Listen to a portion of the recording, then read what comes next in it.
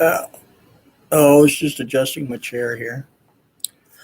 Oh, I came across some papers from the American Rifleman magazine.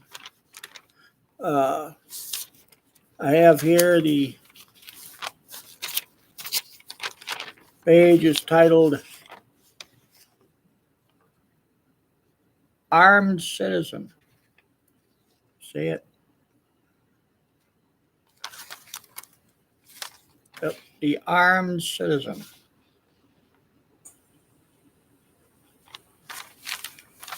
I don't know if you can see. Yeah.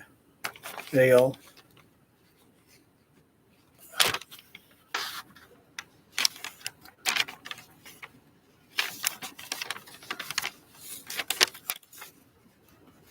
Armed. Yeah. Can you see that?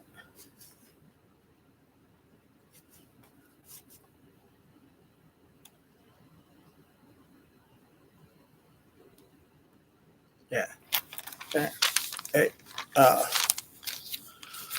and it is a compilation. It comes out each month in American Rifleman, possibly American Hunter magazines that come with a subscription to the National Rifle Association.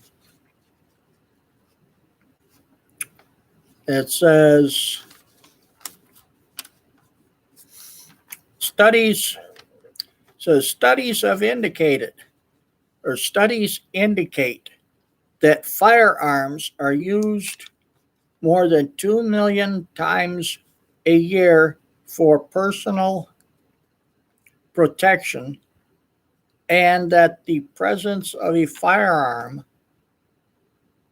without a shot being fired prevents crime in many instances. Shooting usually can be justified only where crime constitutes an immediate, imminent threat to life, limb, or in some cases, property. Anyone is free to quote or reproduce these accounts. Now, this one, I have others, but this one here, August 2020. A 17-year-old male forced to defend a home fatally shot an armed intruder March 22nd in Cobb County, Georgia. Local law enforcement said 3 suspects attempting to rob the residence were confronted by the young armed citizen whose shots hit 2 of them. One home invader succumbed to his wounds at the scene as his partners in crime fled. The 2 accomplices, including a man wounded in the robbery, have since been charged with murder, aggravated assault, attempted armed robbery, burglary, and possession of a firearm during the commission of a crime, meaning commission of a felony. Police said they do not plan to charge the armed citizen who acted in self-defense. That's Fox5Atlanta.com, Atlanta, Georgia, March 23, 2020. A dice game in Hinds County, Mississippi, took a bad roll after one teenaged male tried to rob another participant. In the early morning hours of April 6, according to the Hinds County Sheriff's Office, a man trying to leave the scene was approached at his vehicle by the car. The victim exited his vehicle and fired back at the assailant, who in firearms protection and has a valid permit to carry concealed.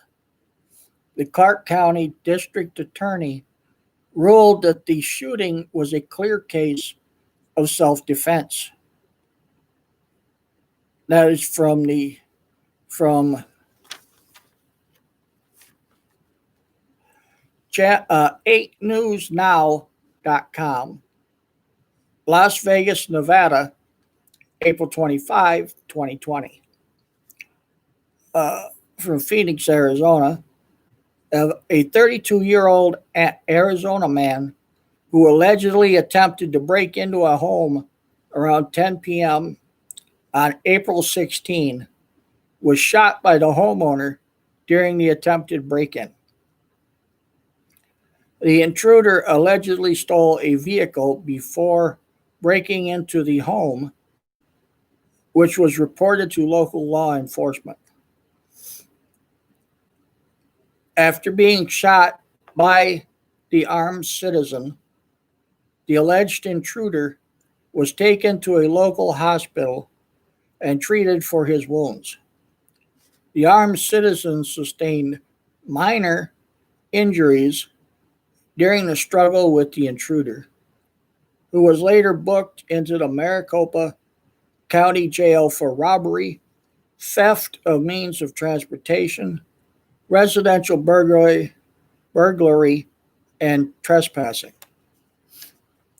It's reported on ABC15.com, Phoenix, Arizona, April 17th, 2020. And finally, from Panama City, Florida, a Panama City, Florida man in his 70s fatally shot a home invader who was attacking his wife on the morning of May 26.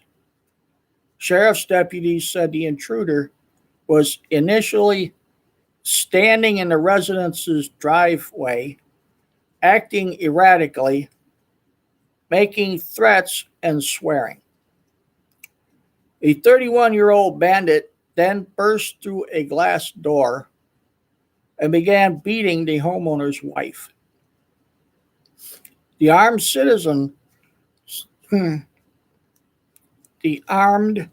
citizen said he could not physically stop the younger man, so he retrieved his firearm from another room and stopped the threat by firing at the intruder. The woman subsequently required treatment for her injuries at a nearby hospital. Fox6now.com, Panama City, Florida, May 28, 2020. As I said, these are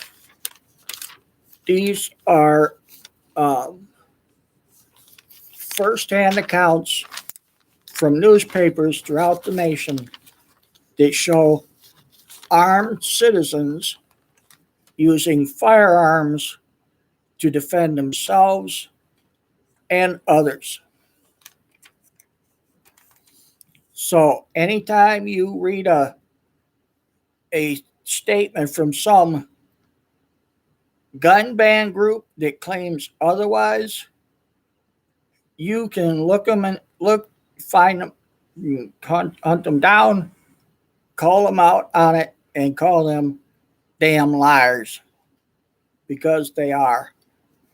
No gun ban group has ever gotten it right, and studies have constantly shown that they are liars. Their idea of reasonable gun control is tantamount to confiscation.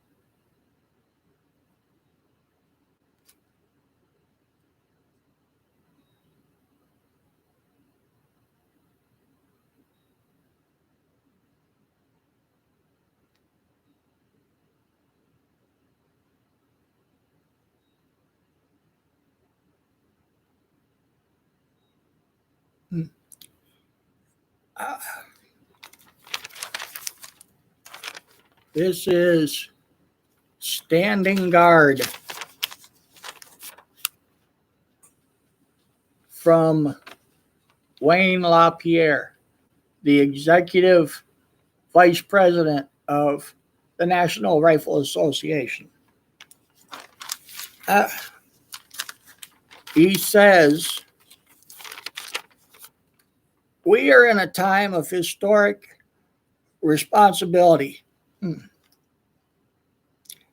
a time of fundamental threats to our freedom, and yes, a time of great opportunity if we dare to seize it.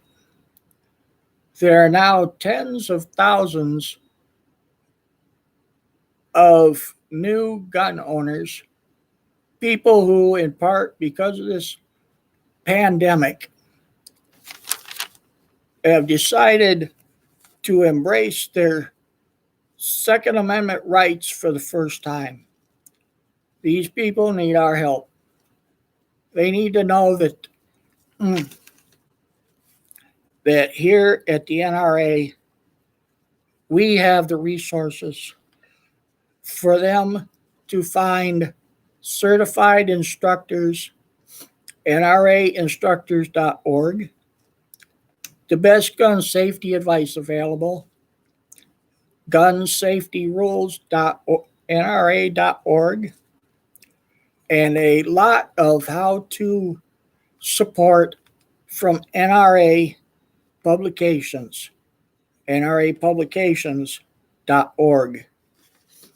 Most important, they need to know that NRA members like you are the reason they have the freedom to purchase, own, and use firearms.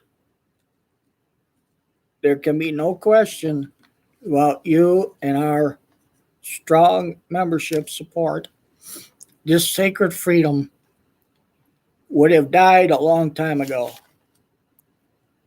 It's up to us to bring as many of these first-time gun owners into the NRA family so they too can play an active role in defending and strengthening our right to keep and bear arms.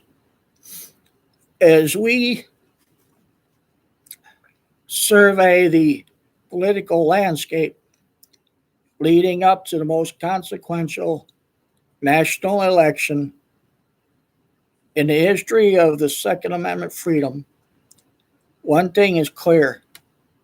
Winning today will require the most monumental effort we and the NRA has ever put forth. As media elites are twisting the facts, fabricating stories, and outright campaigning for every anti-gun politician on the ballot today. Gun-hating billionaires like Michael Bloomberg and George Soros are spending tens of millions of dollars to flat out buy an anti-gun majority in Congress. Joe Biden, the most anti-gun presidential candidate we've ever faced, is promising to, quote, take on the NRA, end quote, and eviscerate our Second Amendment rights like no other president in history. He's vowed to resurrect the disastrous Clinton-era ban on the manufacture and sale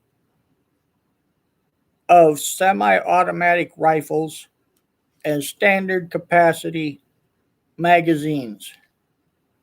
If you think you're safe from Biden's ban because you already own an AR, think again. Under Biden's ban, under Biden's plan, every gun owner in America who owns a semi-automatic rifle would be forced to register that rifle register their firearms with the Bureau of Alcohol, Tobacco, Firearms, and Explosives. According to Biden, gun owners will have only two options: register your guns or sell them to the government. That is treason. Period.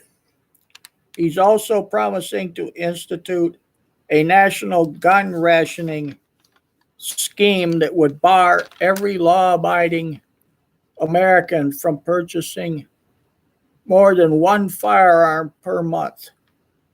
They've already proven that that does not stop crime. There are too many guns that you can buy on the black market. Last but certainly not least, Biden has vowed to bankrupt firearms manufacturers by changing the law to allow anti-gun lawyers to bury them under an avalanche of crippling, frivolous lawsuits. Biden and anti-gun forces across every inch of the political spectrum are lining up to take our guns. The question is, who among us will line up to stop them? Right here. I know I can count on you as an NRA member. And if you're not, why not? You've already done more to protect the Second Amendment than most Americans will ever do in a lifetime. However, with nothing less than the full measure of our freedom on the line this November, today, I hope you'll consider doing even more. Register to vote and help register other gun owners as well. I personally voted by absentee ballot early, so my choice was easy. I voted for Donald Trump and all Republicans on the ballot. I do not trust Democrats. They lie. They lie as badly as a cheap, threadbare rug.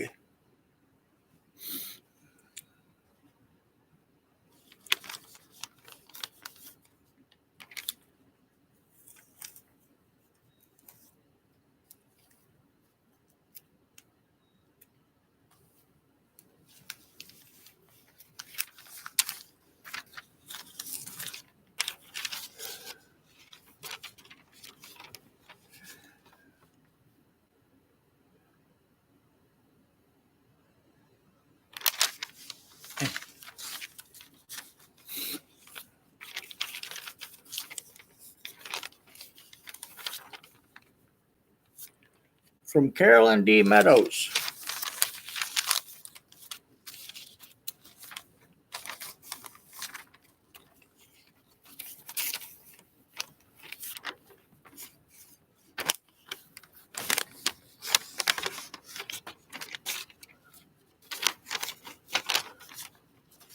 Can you see this?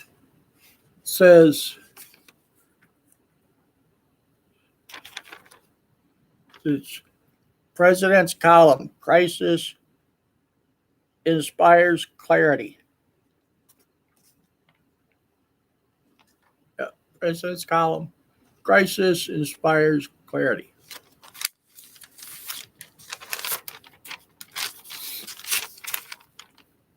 This is from the August 2020 issue of that American Rifleman.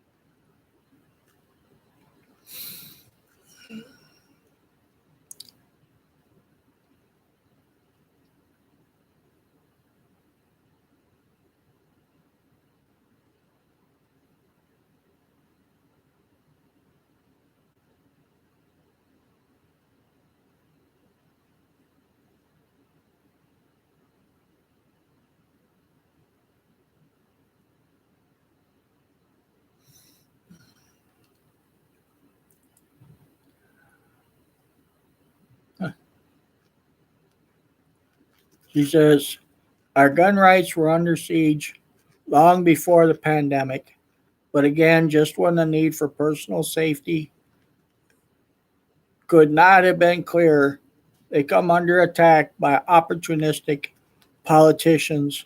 New and longtime gun owners need to be aware that their actions at the polls today will affect our future as a free people, and with it, our ability to protect ourselves in future crises. Voter apathy is equivalent to a vote for anti gun candidates. Just look at recent events in Virginia to see the disastrous policies that come from politicians bought and paid for by Michael Bloomberg. When gun owners don't make their voices heard at the ballot box, let us not ignore the warnings of radical anti gun politicians. When they say they intend to trample on our freedoms and restrict the rights of the law abiding, they mean it. We must fight against any bit of complacency in the aftermath of quarantine. Be assured that many anti gun groups have been quietly shoring up their anti freedom tactics. I am reminded of the 19th century short story, Rip Van Winkle, about a lackadaisical villager who wanders into the mountains, falls asleep, and awakens 20 years later, unaware he has missed the entire American Revolution and an election. When he finds his way back to town, he is asked for whom he had voted. He naively declares himself a loyal subject to King George III, a response not well received by those who had fought for his freedom. For your sake and our country's sake, stay aware, stay vigilant, and stay engaged. Today, NRA members have made the difference in elections to safeguard our Constitution, and we must do so again today to save our republic.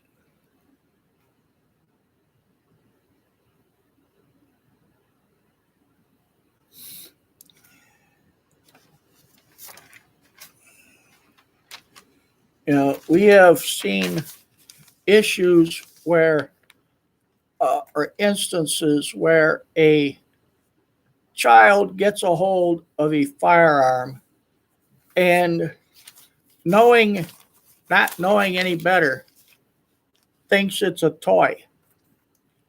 The problem with that is that we have become so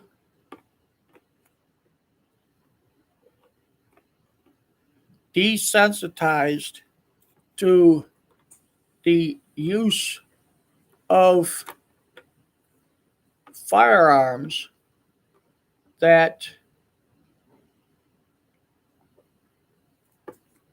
we have become so desensitized to the dangers of firearms by the manufacture and sale of toy guns that we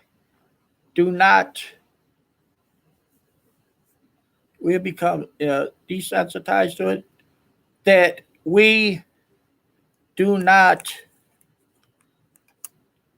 understand how truly dangerous a firearm is.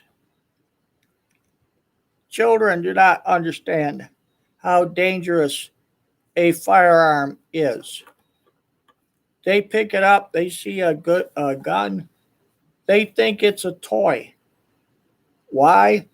Because they play with toys, with toy guns that look real.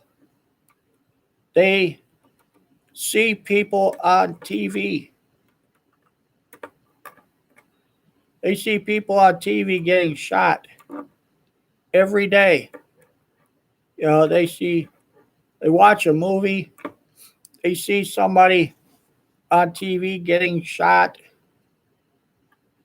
and they know, well, that's all right. They know it's just a movie. They know that the person isn't really hurt, that they're going to, after the movie is over, that they're just going to get up and they'll walk away and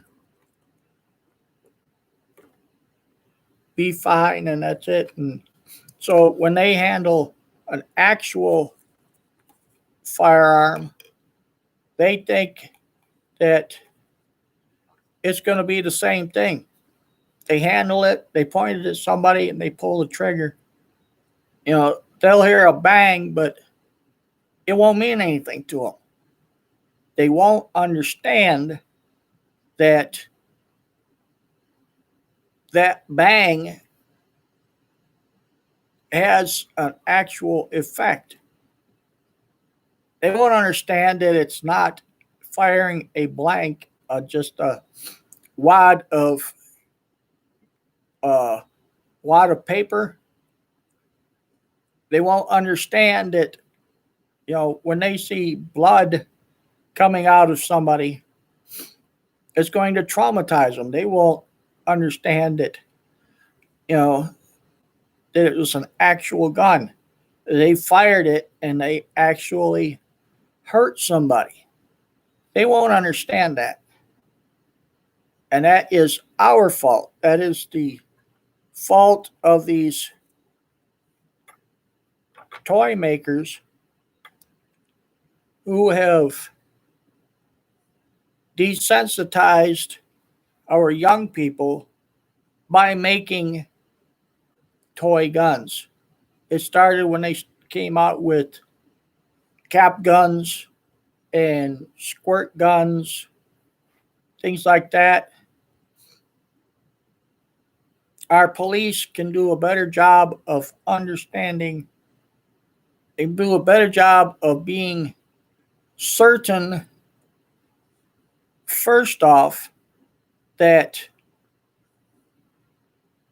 before they shoot, they need to know they are actually facing a real lethal weapon. If it's a kid that they're facing, just because they point something that looks like a gun at them, they need to take cover and tell the kid to drop the weapon. And if they don't, they can fire a warning shot. Do something, but do not shoot the kid. Just because they're holding a gun does not automatically put the officer's life in danger. Not until that damn thing has been fired are they actually in danger. That's where the term taking. That's why in the military, when they get shot at, they say we're not being shot. They don't say we're being shot at. They say we are taking fire. So be certain you are actually facing a gun, an actual lethal firearm, not a bleeping squirt gun or cap gun. If they fire it, but there's no zing sound or whatever the hell it is, that when it goes past, when the bullet goes by, if you don't get hit with anything, don't shoot, because it's it's like a cap or something. Then you just walk up, you give the kid like a tap on the head or something, you swat their ass, do something, and take the gun away from them and tell them that, show them close they got, how close they came to being killed. That'll scare the crap out of them. We need, or better yet, we need to take these toy guns off the street. We need to go back to we need to return to the days when no child, no one under 14 years of age was authorized to have a firearm of any kind. They could run around with a wooden gun, sure, but that was in the days when homes were miles apart. God. You know, no, right now I believe the law is that at 14 you can buy a rifle or a shotgun. That's it. Can't buy a handgun. You can't buy a handgun until you're 18. And that is the way it's always been. So we need to keep it that way.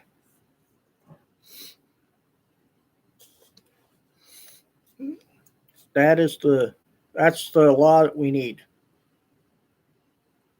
Before they started making these toy guns, we didn't have this crap of people getting killed because they pointed something that looked like an actual gun. No, that's what we need to be.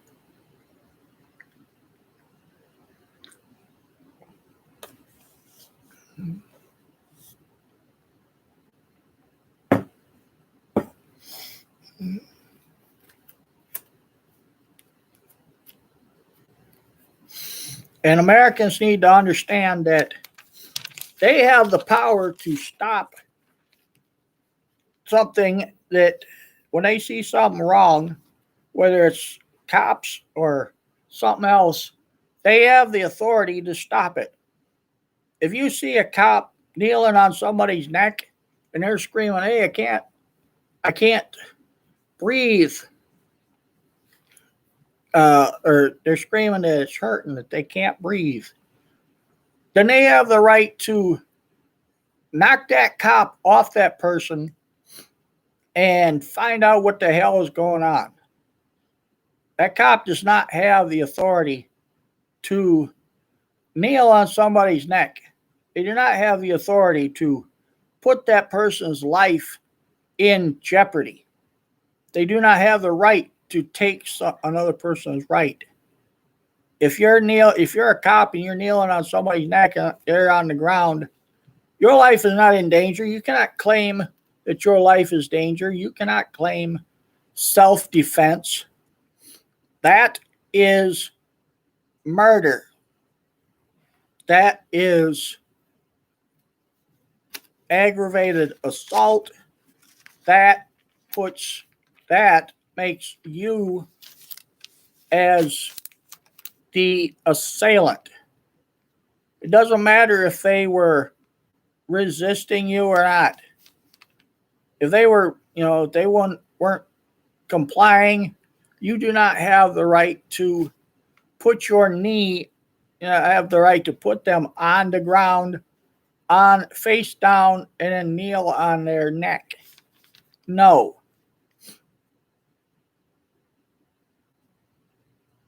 How would you like it if that happened to you? You wouldn't. So the American people have the right to intercede on that person's behalf against the cops. And if the cops start shooting, they are in the wrong and they deserve to suffer the consequences. Any prosecutor that goes after citizens standing up for someone, being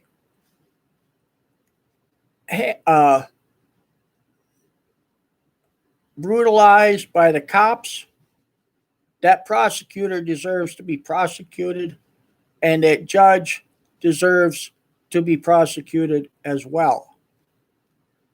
People have the authority to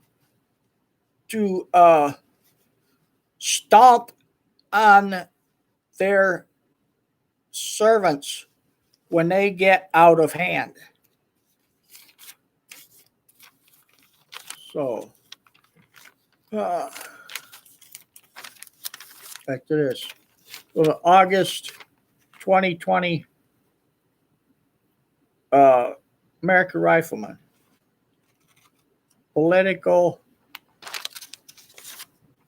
Political report. No place for gun confiscation in America.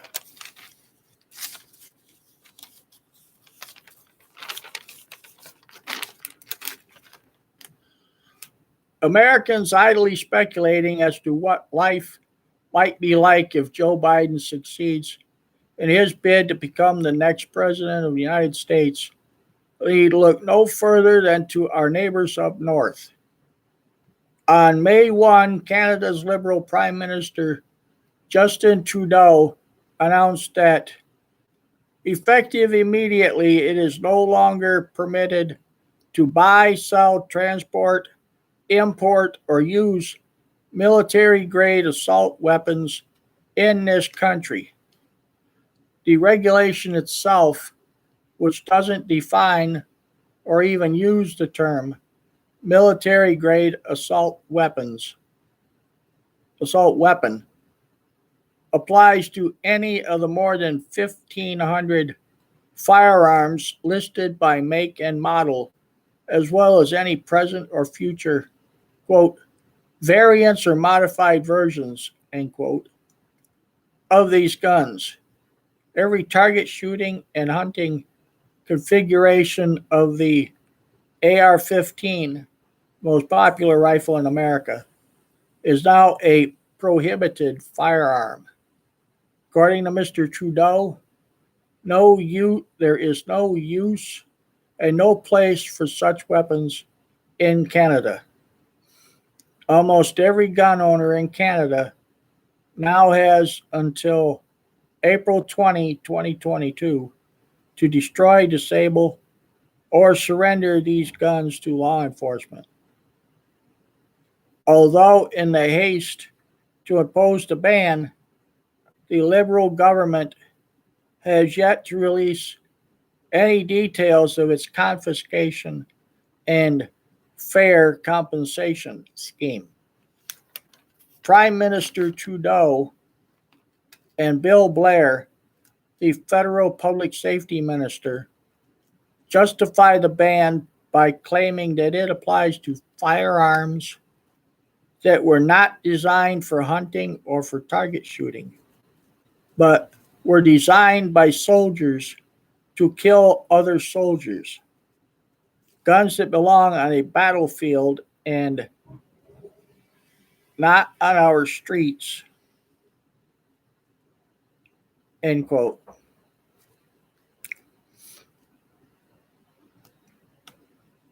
The law includes a ban on any firearm with a bore diameter of 20 millimeters or greater, with no exception for ordinary 10 and 12 gauge shotguns with a screw-in choke tube.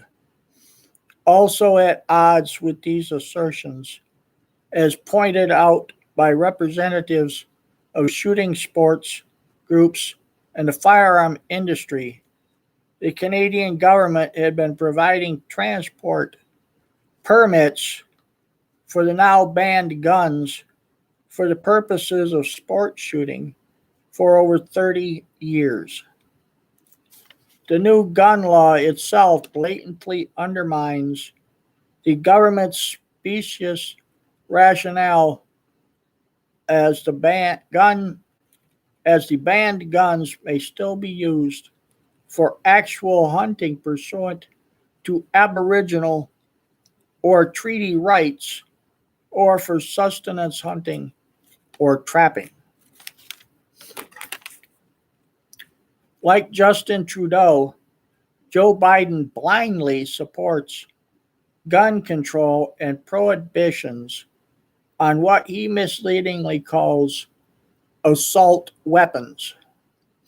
The former senator boasts that he co-wrote the Clinton-era Violent Crime Control and Law Enforcement Act of 1994, which banned commonly owned semi-automatic firearms and magazines with a capacity of over 10 rounds. After the ban expired in 2004, a Department of Justice funded study noted that, quote, assault weapons, end quote, had rarely been featured in crime even before the ban, and concluded that the law's effects on gun violence were likely, quote, small at best and perhaps too small for reliable measurement, end quote. Joe Biden persists in promoting this unconstitutional policy and has made the issue a cornerstone of his campaign. His Biden plan includes bans on magazines that, quote, can hold multiple bullets in them, end quote, and assault weapons, but avoids explaining what assault weapon actually means. The plan, quote, will give individuals who now possess assault weapons or high-capacity magazines two options: sell the weapons to the government or register them under the National Firearms Act, end quote, which would require a $200 federal tax on each firearm and each magazine. So if you own 5 firearms and 20 magazines, you would owe $5,000 in taxes. During an August 2019 interview with CNN's Anderson Cooper, Biden was even more extreme. Asked about gun owners who thought a Biden administration, quote, means they're going to come for my guns, end quote, a strident Biden responded, quote, bingo, you're right. If you have an assault weapon, the fact of the matter is they should be illegal, period, end quote. We shouldn't be too shocked if Biden starts pointing to Canada as a new exemplar of reasonable gun control. After all, on the campaign trail in 2015, Hillary Clinton said of Australian-style gun confiscation, where firearms were taken from licensed owners and destroyed, it would be worth considering doing it on a national level if that could be arranged, end quote. Support for mandatory government buybacks of assault weapons modeled on Australia's regime featured prominently in the platforms of more recent Democratic contenders, applauding a new example just next door, especially as gun owners in Trudeau's Canada are not protected by a constitutionally enshrined right to keep and bear arms. Americans have rejected these candidates and their hostility towards peaceable gun ownership. Understanding that disarming law-abiding citizens does nothing to enhance public safety. Later this year, voters have the opportunity to send the same clear message to Joe Biden and vote to safeguard their Second Amendment rights and their freedom. That's from August, and that's talking about today. So, when you go to the polls, vote against Joe Biden. As I have said before, the man's an idiot and he's a traitor. And so is every person who votes against the Second Amendment. Here's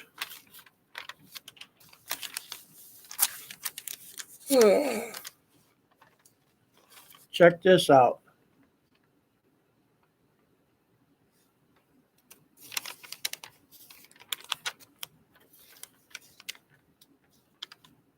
Joe Biden's unreasonable gun control agenda.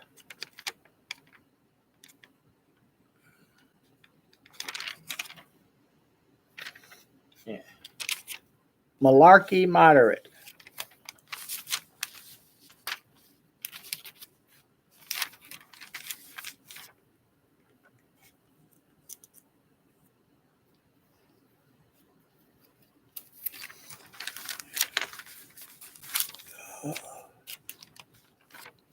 By Jason Ouimet, Executive Director, NRA ILA.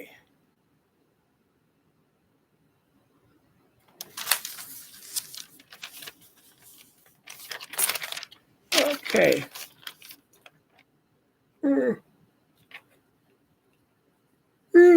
Let's see here. To borrow language from the Biden campaign, the notion that Barack Obama's former vice president is a reasonable moderate is malarkey. Gun rights supporters know that as a lawmaker, Biden voted in favor of radical gun controls that trampled upon the rights of law-abiding Americans and against legislation to protect those rights. As vice president, Biden led the Obama administration's assault on the Second Amendment. Since joining the 2020 Democratic presidential field, Biden's positions have gotten more extreme. Candidate Biden has endorsed everything from gun owner licensing to confiscation of commonly owned semi-automatic firearms and handgun bans. During his 36-year career in the U.S. Senate, Biden supported all manner of gun control. In 1993, Biden voted for the Brady Bill, which imposed a 5-day waiting period on handgun sales. Later discussing Biden's role with the legislation, the Brady campaign to prevent gun violence noted that Biden had worked hard for passage of the Brady law. In both 2004 and 2005, Biden voted against the Protection of Lawful Commerce in Arms Act. The successful legislation halted anti-gun efforts to bankrupt the firearms industry. Prior to the PLCAA, the Protection of Lawful Commerce in Arms Act, PLCAA, gun control activists, big city mayors, and high-powered attorneys had teamed up in a campaign to turn tort law on its head so that firearms manufacturers and dealers would be held liable for the third-party criminal misuse of their products. Biden was so opposed to the Protection of Lawful Commerce in Arms Act's codification of traditional principles of culpability that in 2004 he gave a floor speech urging his colleagues to oppose the measure. On his campaign website, Biden claims that he will prioritize repealing the Protection of Lawful Commerce in Arms Act,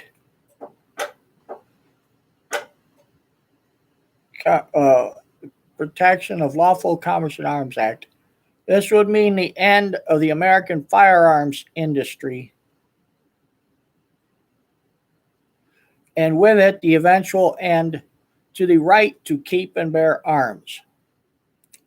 The senator from Delaware repeatedly voted for legislation to ban traditional gun shows. On multiple occasions, Biden endorsed legislation to redefine armor-piercing ammunition in a manner that would have banned common hunting, sporting, and self-defense ammunition. The senator from Delaware repeatedly, however, sorry, I started to repeat myself. However, there is one piece of gun control legislation for which Biden is the most proud. During the 2020 election cycle, the declining politician has never failed to remind anyone within mumbling distance of his support for the 1994 ban on commonly owned, that is, semi-automatic firearms and magazines.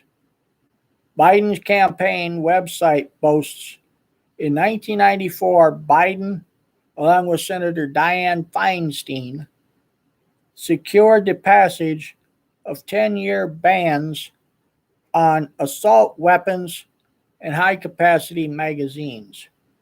Worse, in August 2019, Biden penned an opinion piece for the New York Times, in truth, a pair of Department of Justice funded studies of the ban. I got ahead of myself. For the New York Times, where he says, worse, in August 2019, Biden penned an opinion piece for the New York Times where he not only credited himself with the ban, but claimed that the ban worked. And he's referring to the 1994 ban on commonly owned semi-automatic firearms and magazines. So, in truth, a pair of Department, yeah, okay, so that, I mean, he, he proudly claims that he and Senator Dianne Feinstein secured the passage of that 10-year ban on assault weapons, high-capacity magazines. And it says, worse, in August 2019, Biden penned an opinion piece for the New York Times where he not only credited himself with the ban, but claimed that the ban worked. That's just so we're clear. It doesn't work. It never did. Now, in truth, a pair of Department of Justice funded studies of the ban conducted in 1997 and 2004 found longtime senator's signature gun control measure ineffective. The 1997 study noted, quote, at best, the assault weapons ban can have only limited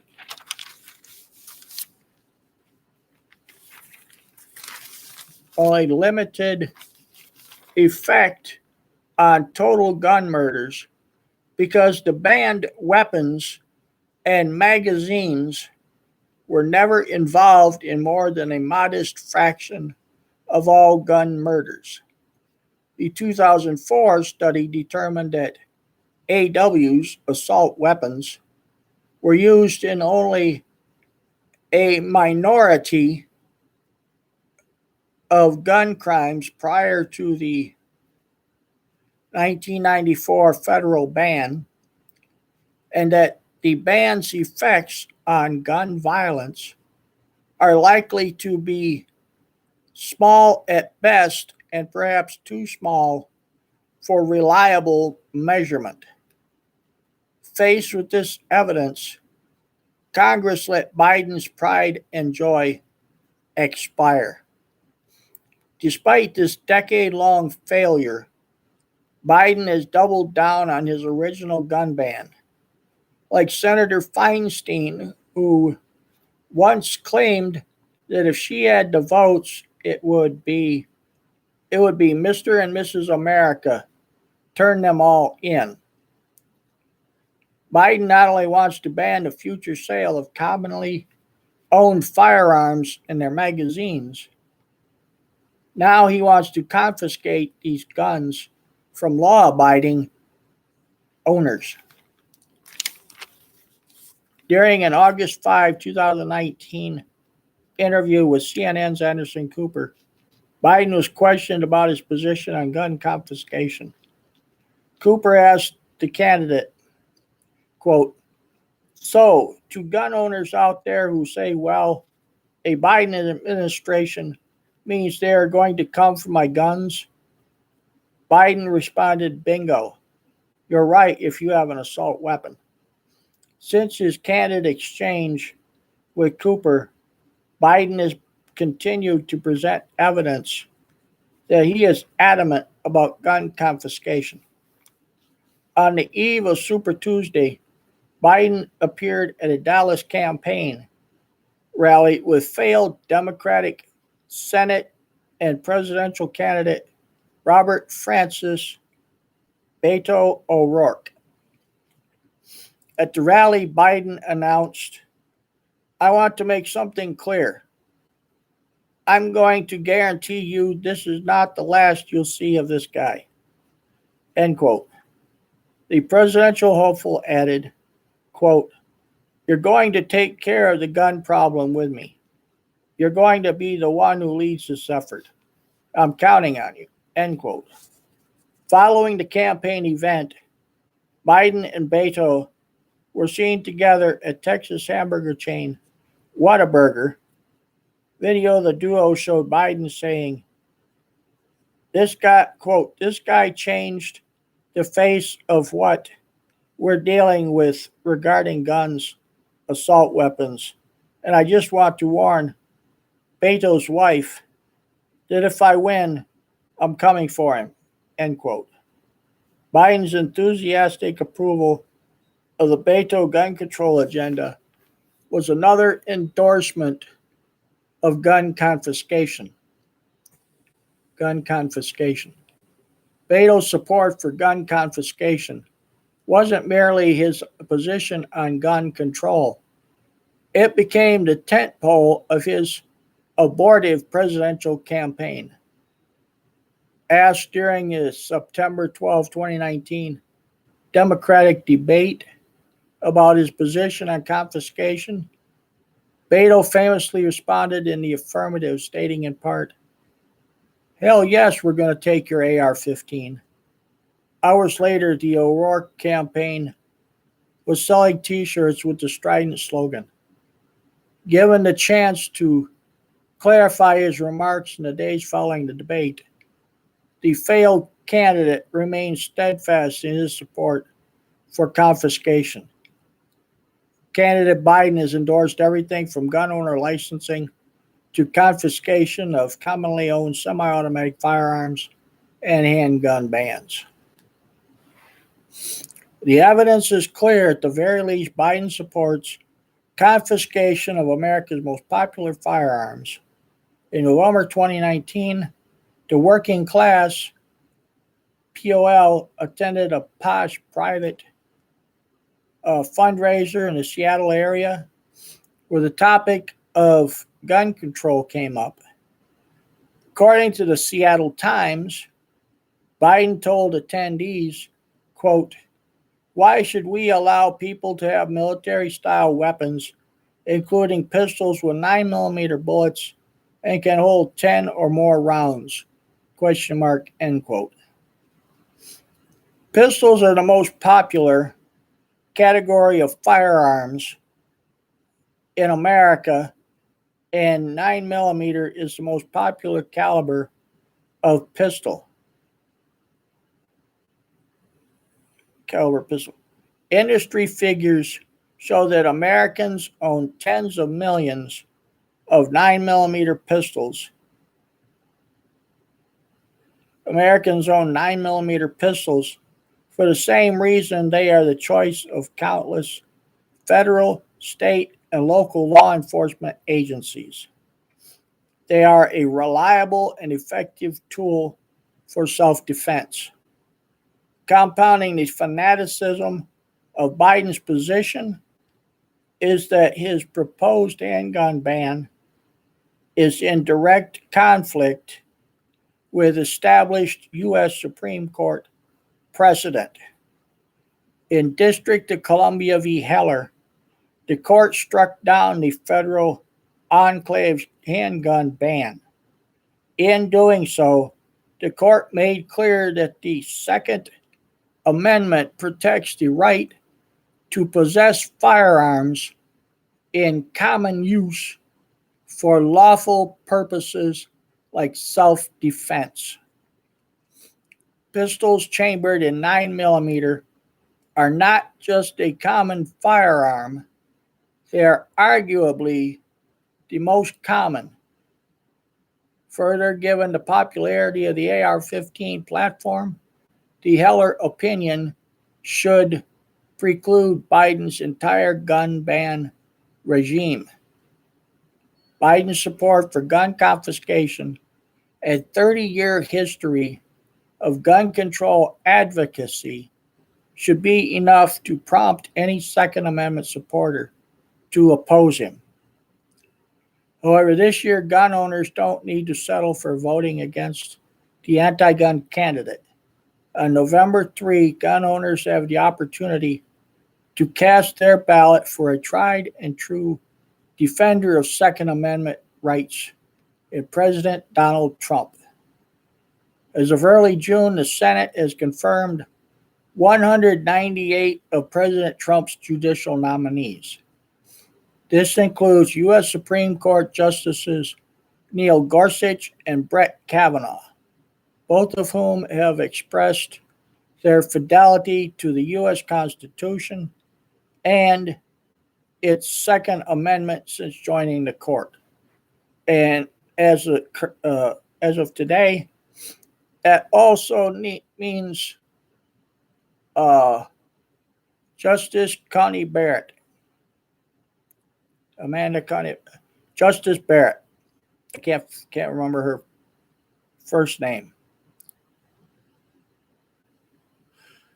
At the outset of his presidency, President Trump signed legislation to repeal an Obama-era rule that would have made 75,000 law-abiding Social Security beneficiaries choose between their Social Security benefits and their fundamental right of self-defense.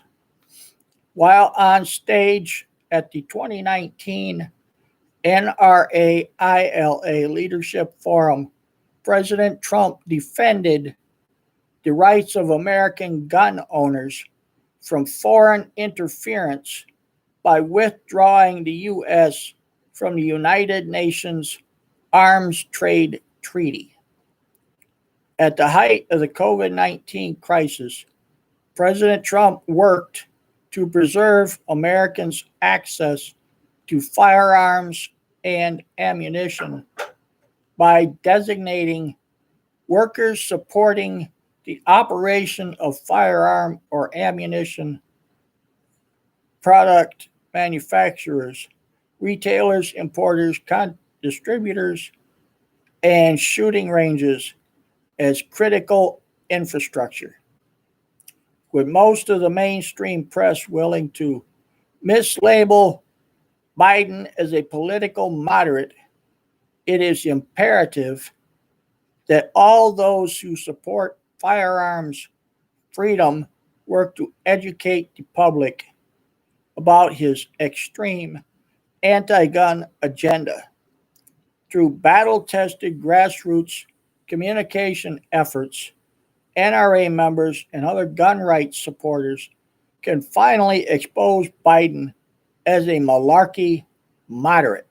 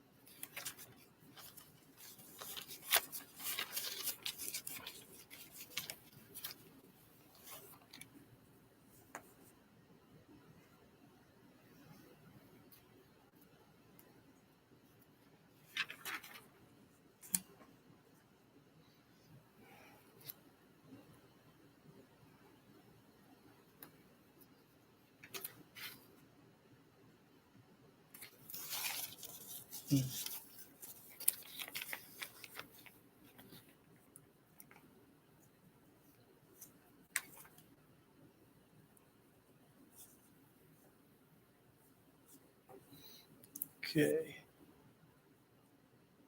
This here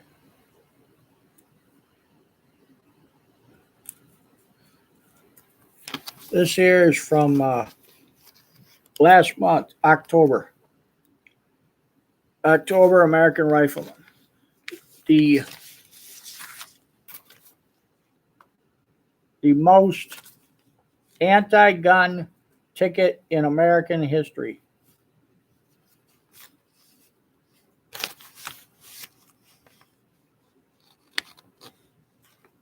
Again, Jason Wimet, Executive Director, NRA ILA.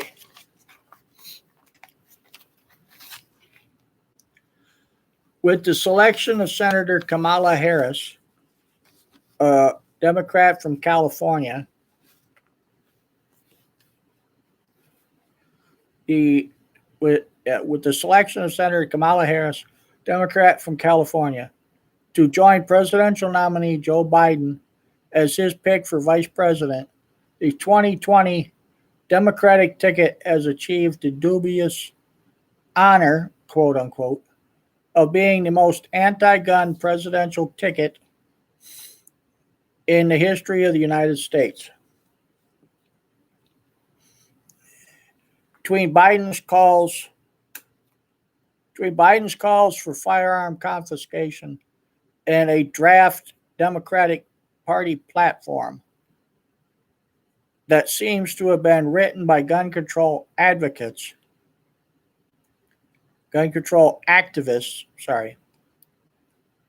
gun control activists, the 2020 Democratic ticket was already shaping up to be the most anti-Second Amendment in history, with Biden's choice of Harris for the vice presidential slot.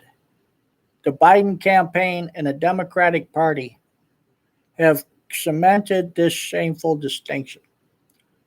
The Democratic Party has become a well, as Wesley Snipes put it in the film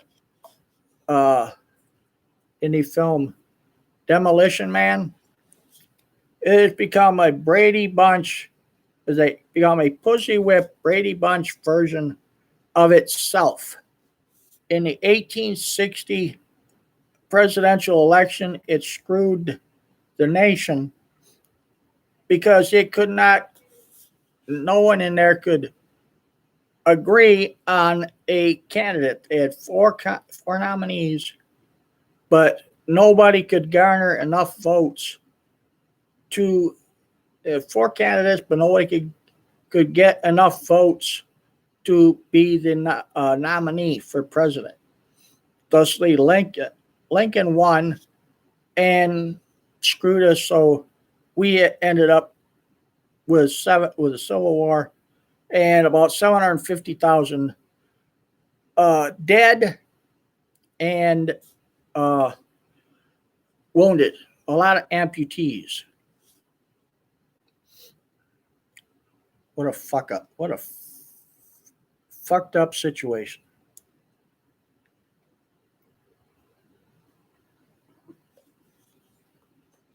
Show you how bad it was. I saw an issue of the Guinness Book of World Records here when I was in school one time. I think it was, or maybe it was recent. I don't know. I saw an older edition of it, and it said that the last Confederate veteran or last Confederate Civil War veteran died in 1959. It didn't say anything about when the last Union veteran of the Civil War died. Oh, they probably died sooner.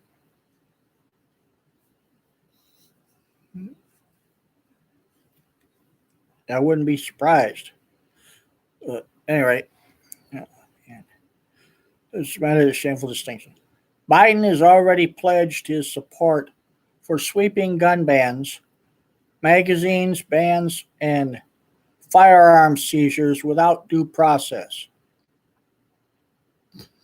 In fact, Biden's campaign page dedicated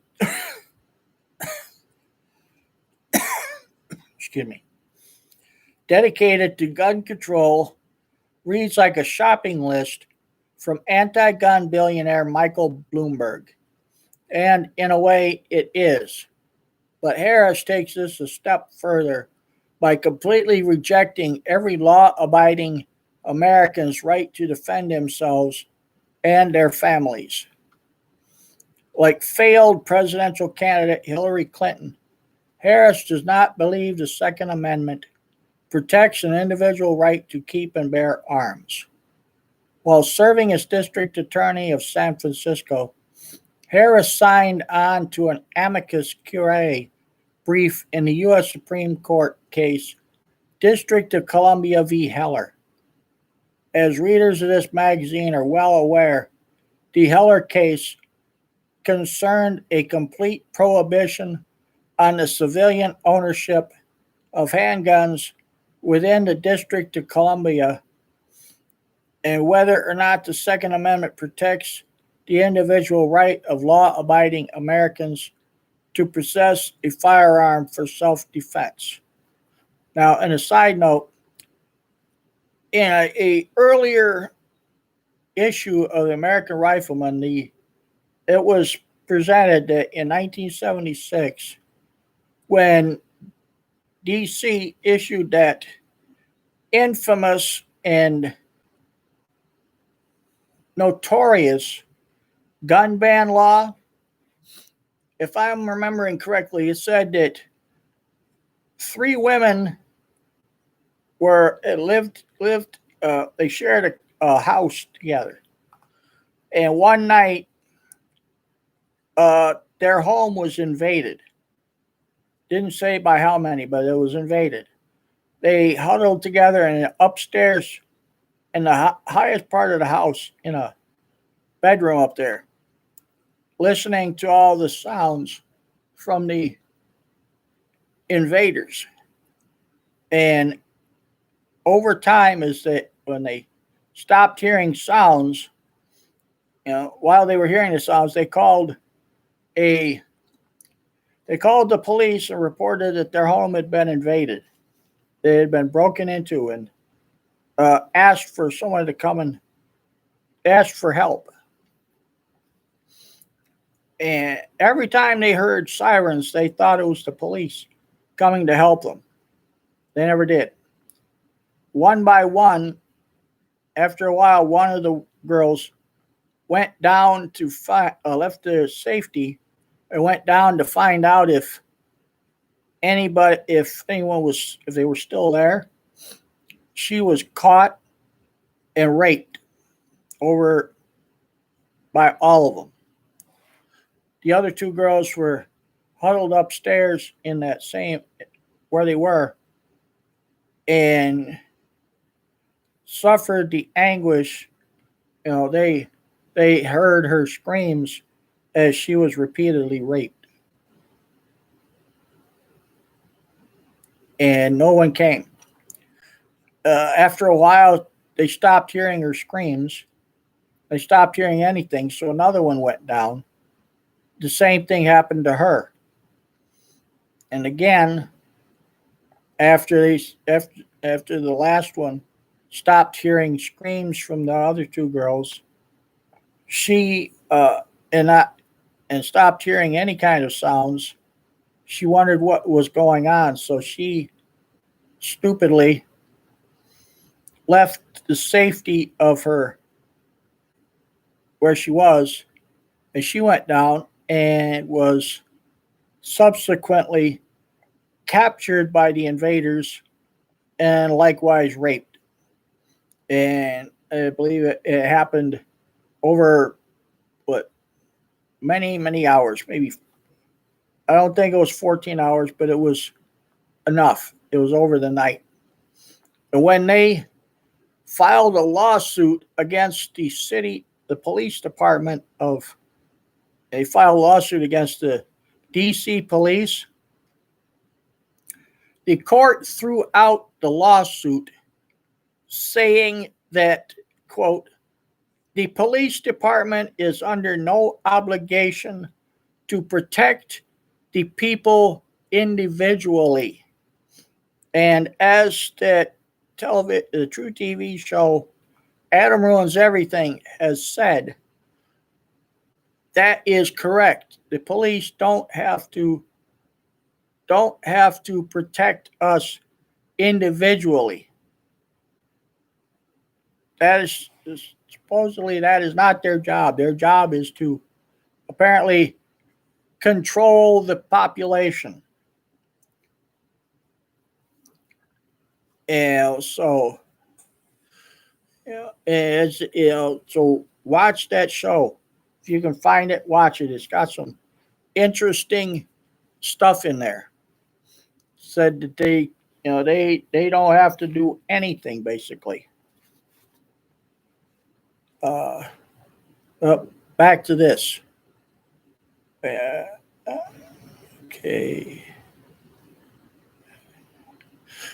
But keep it bare arms. Okay. Where did I leave off?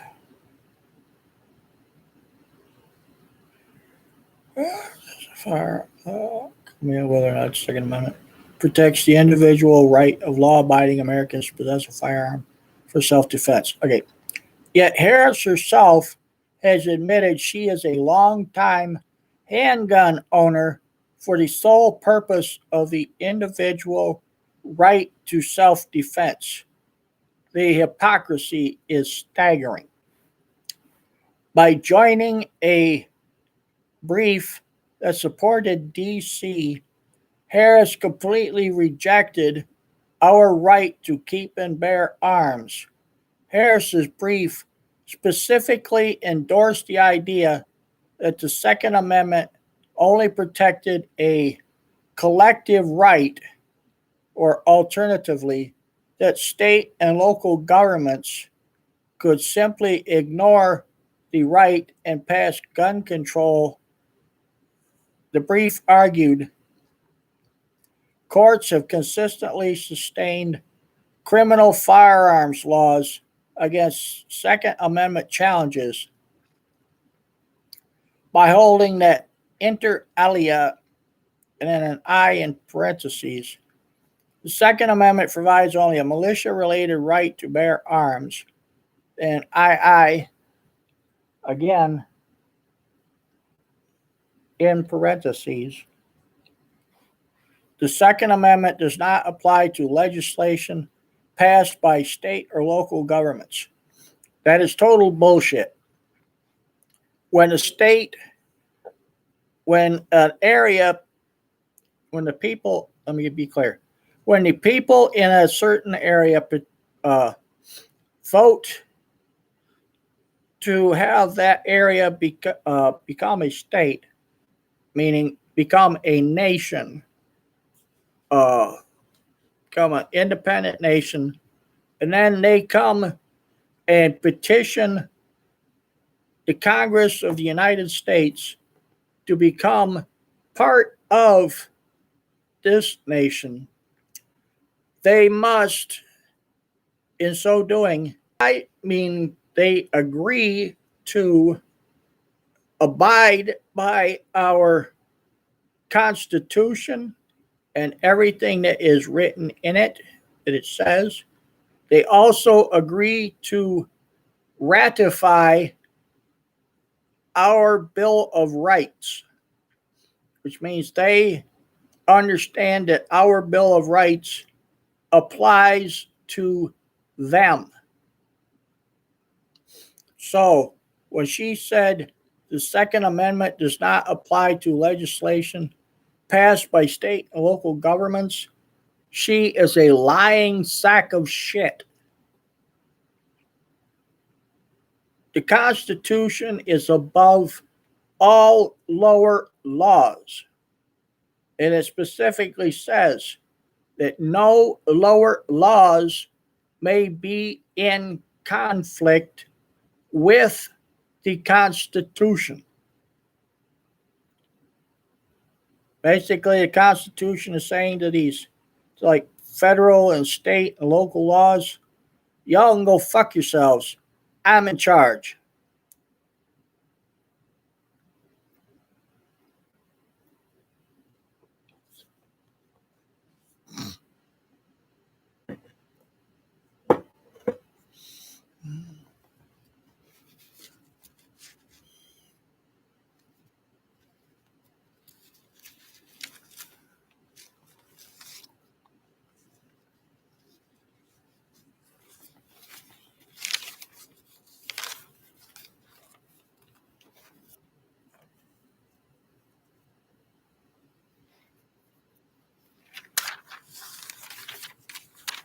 Okay. And now, and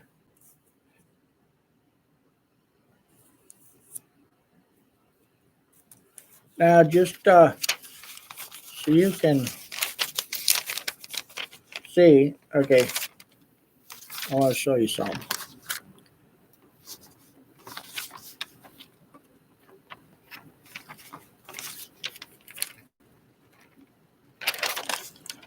This is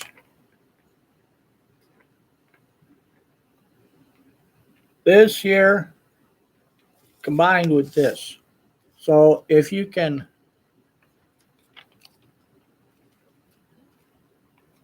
put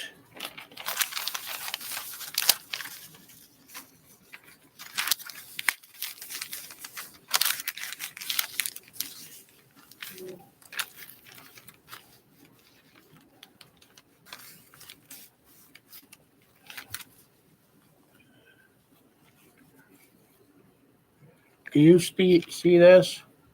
This is what it says. Stop Kavanaugh. That's her. Kamala Harris, the possible new VP. I hope not. It says stop Kavanaugh. She voted against him. And what a horse's ass she is.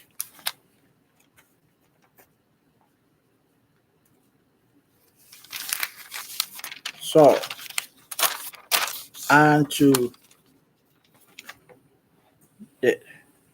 It says, as if this legal fiction were not a sufficient insult to the rights of all law-abiding gun owners, Harris's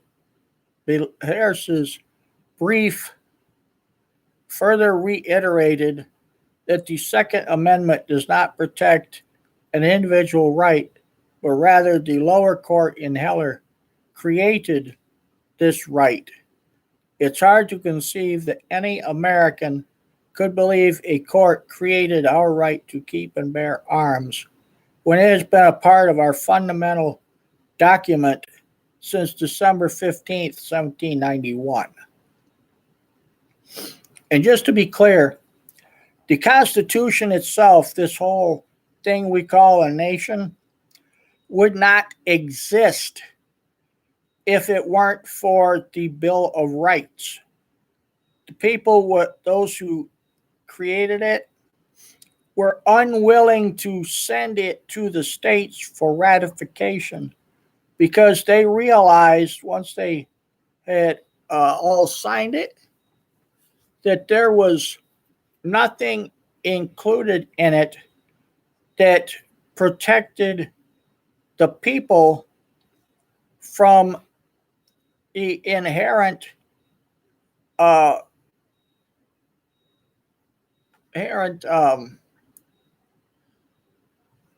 probability of abuse of authority that they knew could happen from that they had suffered under from the British government. And they had their English Bill of Rights, but they would not enforce it. They let the British government take their rights away. So no one would agree to, it would not be presented to the states for ratification until protections have been put in place, until it would not be presented to the states until such time as protections were put in place to protect the people from tyranny of government and to protect the people, or to prevent the government from trampling roughshod over their rights. Harris's brief also seemed to anticipate the second. Harris's brief also seemed to anticipate the Supreme Court's next landmark Second Amendment case, McDonald v. Chicago, by arguing that the Second Amendment right to keep and bear arms should not be incorporated to the states.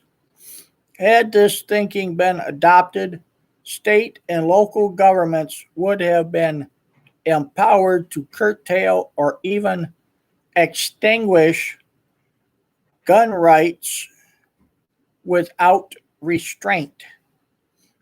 Now you take a moment and let that rattle around in your heads. What do you think this nation would look like if the American people were disarmed? You think these things that have happened with the cops killing black people would, it would just stop with those? No. They We see them using SWAT constantly all over the place. They don't need to be using SWAT. They don't need to be. They talk about these police departments being militarized. They have armored cars. They call them tanks. They have military equipment. They don't need that shit. If they've got it, the American people damn well need it. We need it to protect ourselves from those motherfuckers who come in, knock our doors down, and just they're running around in fucking body armor. That's wrong.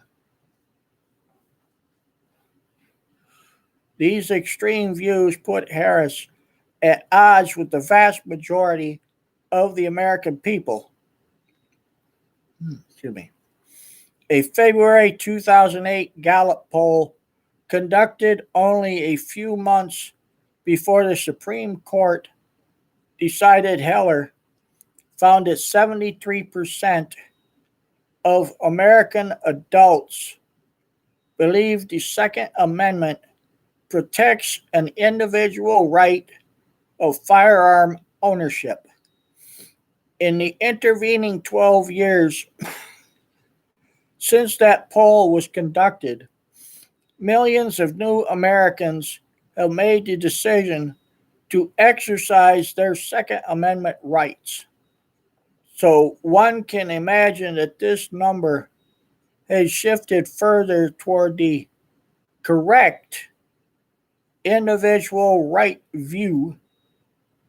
Look no further than the long lines around gun shops during the pandemic and the loud calls to slash law enforcement budgets.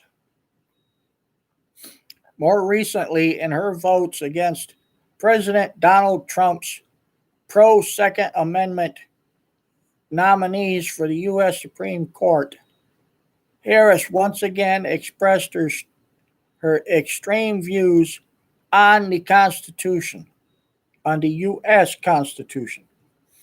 On September 4, 2018, Harris delivered a speech to the Senate where she cited Brett Kavanaugh's fidelity to the where she cited Justice Brett Kavanaugh's fidelity to the correct interpretation of the Second Amendment as a reason for her opposition to his confirmation. Buggers. In addition to her incorrect and dangerous views on our constitutional rights, Harris has repeatedly voiced support for her own lengthy list of gun control policies. For starters, she wants to destroy the American firearm industry by repealing the Protection of Lawful Commerce in Arms Act.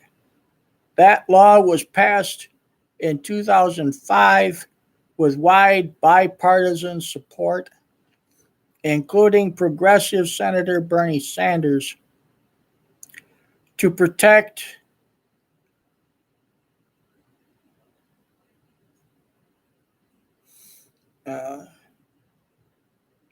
she wants to destroy the American firearm industry. The Protection of Lawful Commerce in Arms Act was passed in 2005 with wide bipartisan support, including progressive Senator Bernie Sanders, to protect American firearm manufacturers and retailers from frivolous lawsuits specifically designed to bankrupt the industry and make it impossible for Americans to exercise our right to keep and bear arms. Harris is also a co-sponsor of Senator Dianne Feinstein's, who's also a Democrat from California, assault weapons ban of 2019, Senate Bill 66, sold as a reinstatement of the failed 1994 Clinton semi-auto ban, Senate Bill 66, is in fact a far more sweeping attack on Second Amendment rights. The bill would ban the importation, sale, manufacture, trade, and possession, sale and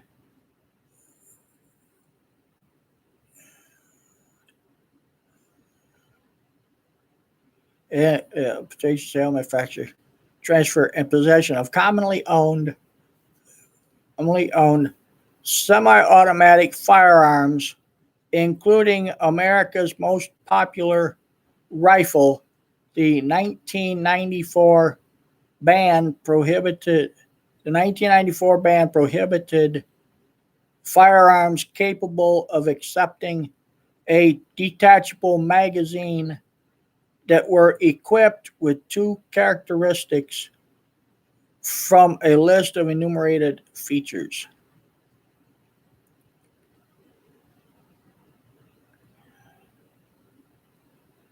A detachable magazine that were equipped with two characteristics from a list of enumerated features, such as a collapsible stock, pistol grip, or bayonet lug. Senate Bill 66, on the other hand, would prohibit firearms capable of accepting a detachable magazine that have only one of the, quote, offending, end quote, features. Moreover, the list of arbitrarily selected features has been expanded to target a wider array of firearms. Further, the bill would ban the importation, sale, manufacture, transfer, and possession of magazines capable of holding more than 10 rounds of ammunition. This measure would prohibit standard magazines for the most popular self-defense firearms in the country. However, Harris has made clear that Feinstein's broad attack on the Second Amendment does not go far enough for her liking.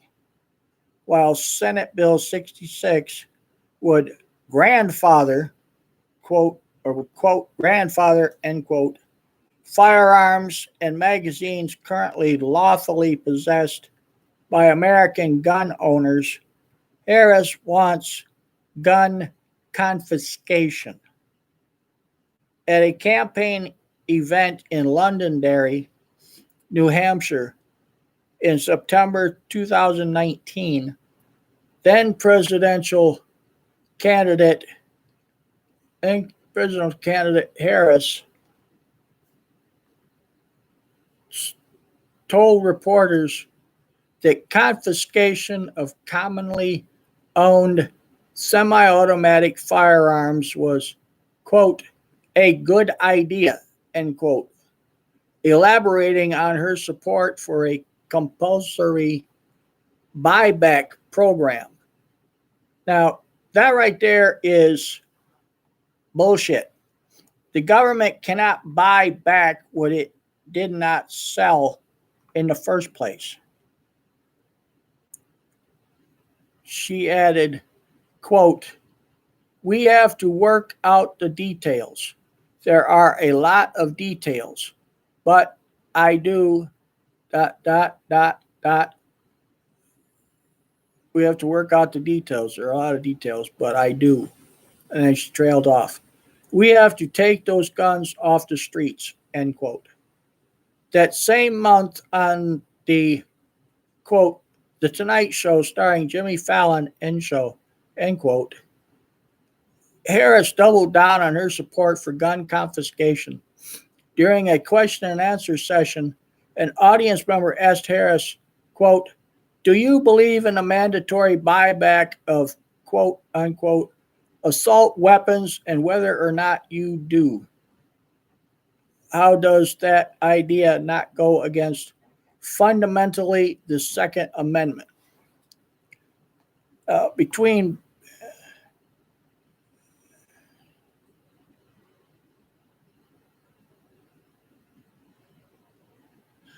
She responded, quote, I do believe that we need to do buybacks, end quote, making clear that she believes Americans' Second Amendment rights are for sale.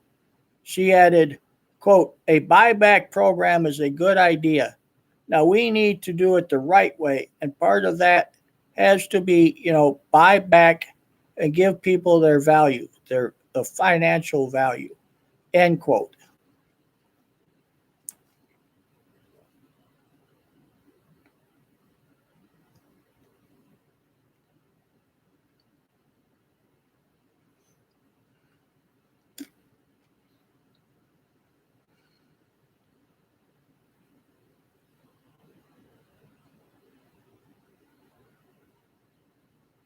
Small.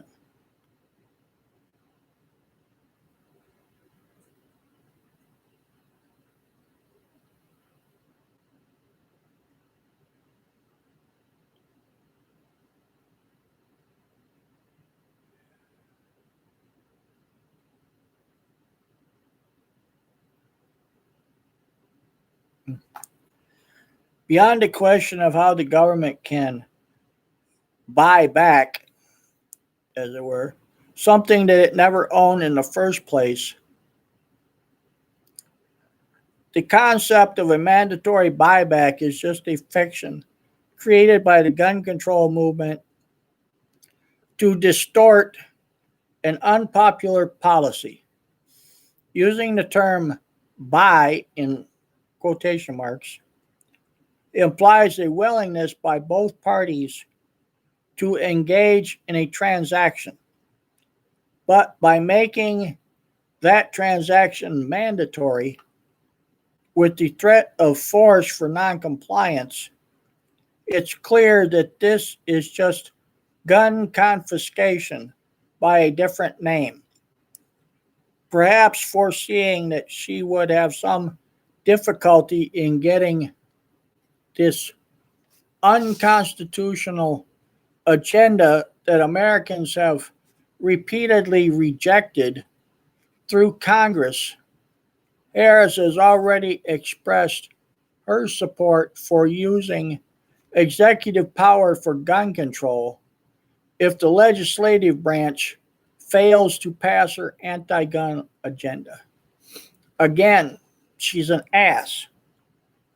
The executive branch does not have the power to wipe away the Bill of Rights.